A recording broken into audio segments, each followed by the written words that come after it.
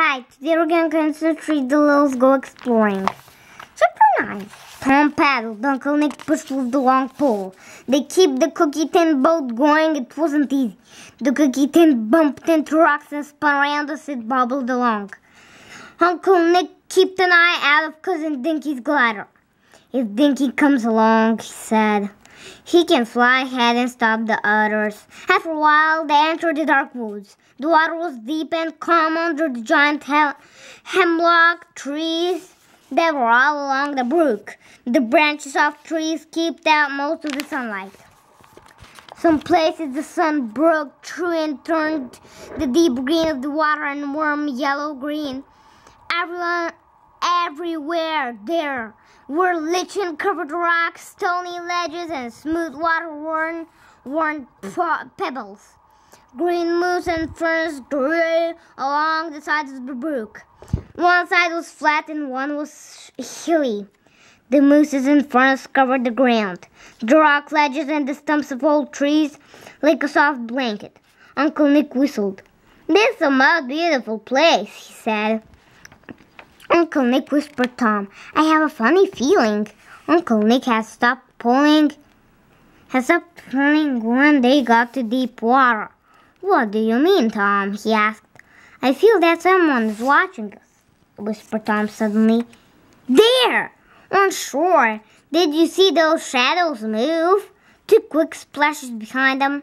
Tom and Uncle Nick turned to look. There were waves on the quiet water of the brook. "Animals, maybe," Uncle Nick said. "I wish we had some weapons," said Tom. The cookie tin boat floated on. Now they were deeper into the dark woods. Suddenly Tom grabbed Uncle Nick's arm. "There it is," he said. It was the Discoverer. The green and white boat was anchored near the hilly side of the brook. "I don't see anybody," said Tom.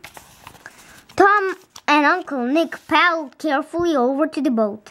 The tiny pair jumped from the tin raft onto the boat. After a quick look around, Uncle Nick said, "Everything is okay. They must have gone to explore the place." Tom bent over the weapons chest. "Plenty of weapons there here," he said. "Why would they leave the boat without weapons?" "Tom, I don't know," answered Uncle Nick. "I pray that everything is all right." Uncle Nick picked up a bow. He put it over his shoulder. Then he picked up a container of arrows and tied it to his belt. "We'll find our trail," he said. "They can't be far." Tom looked despair. "Let's go," he said. In a few moments, the two were on the land. Tom felt footprints in some wet sand. The tiny footprints led to the roots of a tree on the bank of the brook. They went in there.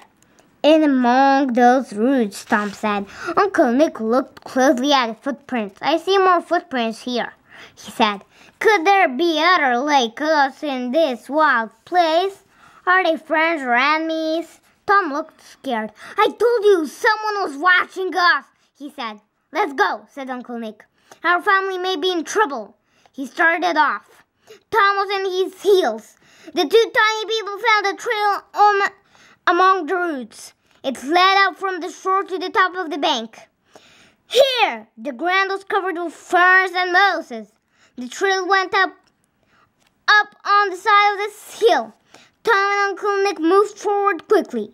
Up ahead, under a high rock ledge, they saw a crowd of tiny people dressed in green. Among the strangers were the